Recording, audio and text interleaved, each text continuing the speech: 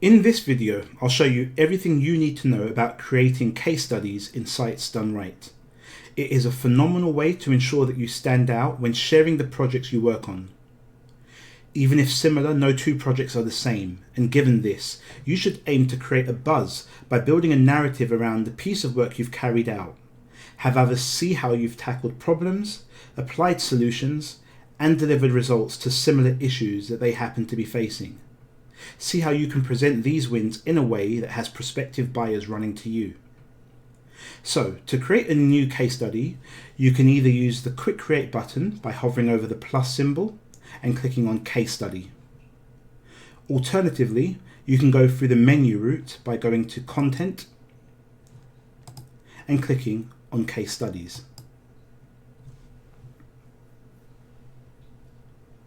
On the page that loads, you can click the Quick Add button to build a blank case study. We'll use the Quick Add approach in this video.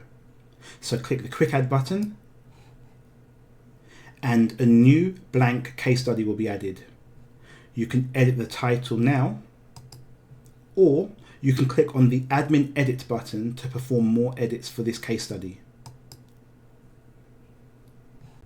Once the edit screen is loaded for your case study, you can add a system title, which is only visible to you as an admin and makes it easier for you to find pages within your site, as well as the preferred permalink or slug that you'd like to use for this case study. Our system will automatically fix the link for this page to match the standards allowed on the web. Next up, you can get a walkthrough of building a new case study by clicking on the Quick Tour icon, or you can read additional help for this page by clicking on the Help icon. The Quick Tour is especially useful as it will dynamically walk you around creating your case study step by step. So let's do that now. So you'll get an overview of the case study details. Click Next, and you'll be asked to add in a project name. So let's do that now. You'll be asked to add in a project image. So we'll find an image to include from our library of images.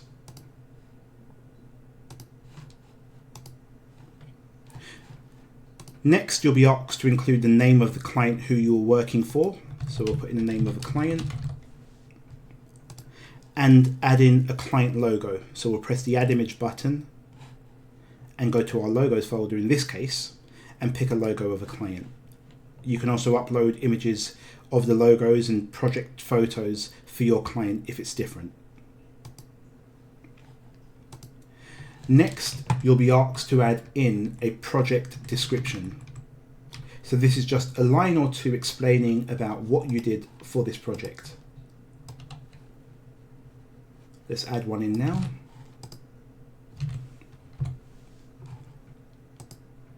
You'll be asked to include a project URL or website link if there is one,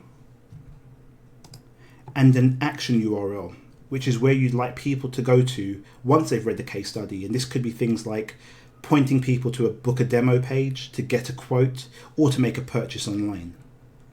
You can link to external pages or internal pages, and internal pages are any pages that exist within your website. So I'll look for my Discuss a Project page. Here we go. Or you can link to an external page, which is a link to anywhere else on the web. Lastly, you can include link text, which is what you'd like the button to say for this action.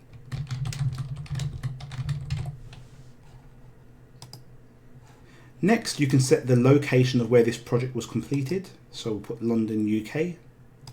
You may also want to include a budget or an indicative budget for the project.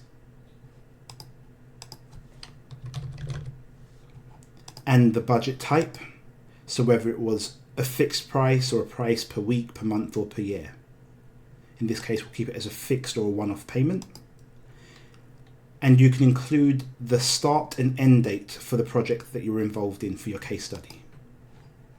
So we'll say we started this on the 1st of January and an end date. So in this case, we'll say it was completed on the 3rd. So quite a quick but simple project to complete. Next up, we can go and view the settings for the problem or the background to the problem for the project.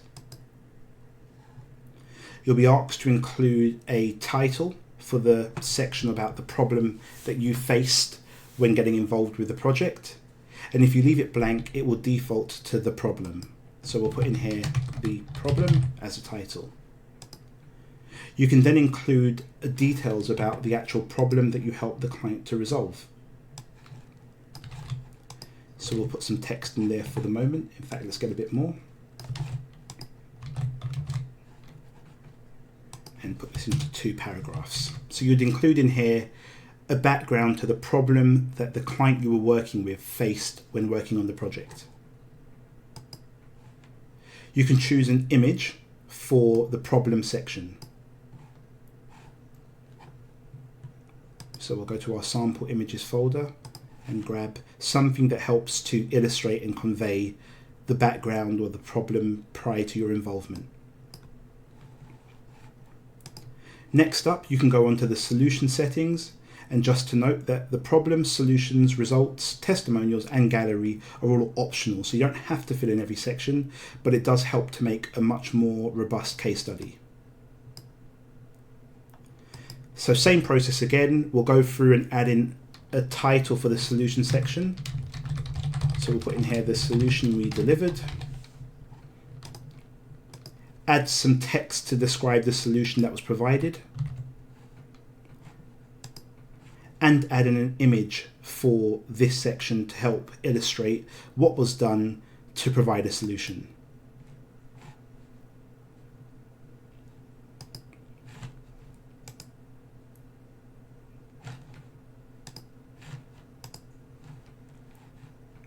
Next up, we can go on to the results. And the results section is primarily about what was achieved after your involvement in the project.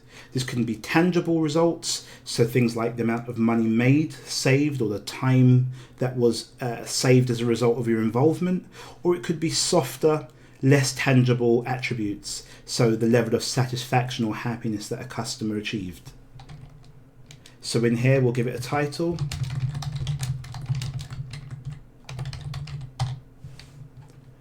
Same again to give a description about the results. So we'll include a description in here and an image that will help to illustrate or convey the results achieved.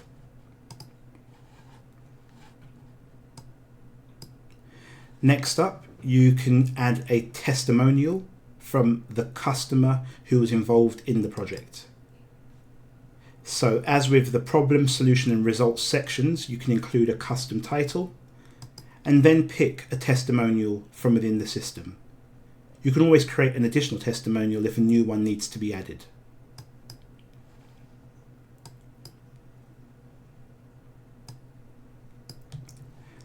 Lastly, you can go to the gallery section to include a gallery of images that help to illustrate what was completed within the project itself.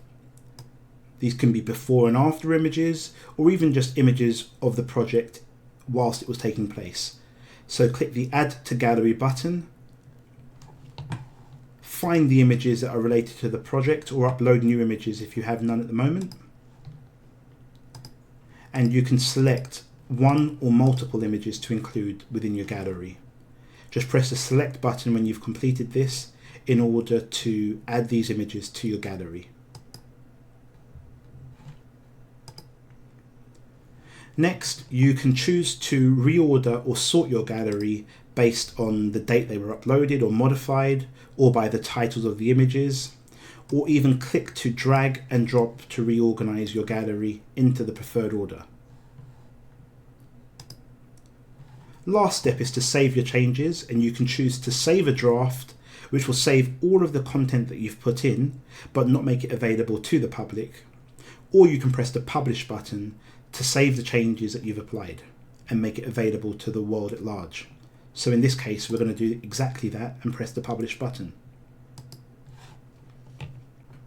Once the page is saved, you'll be able to do some quick actions like viewing the case study, continue editing this case study, view all of your case studies, or add a new case study. So let's go in and view what we've just built. From here, you can choose to preview the case study as a desktop or mobile view. So let's have a look at it on desktop.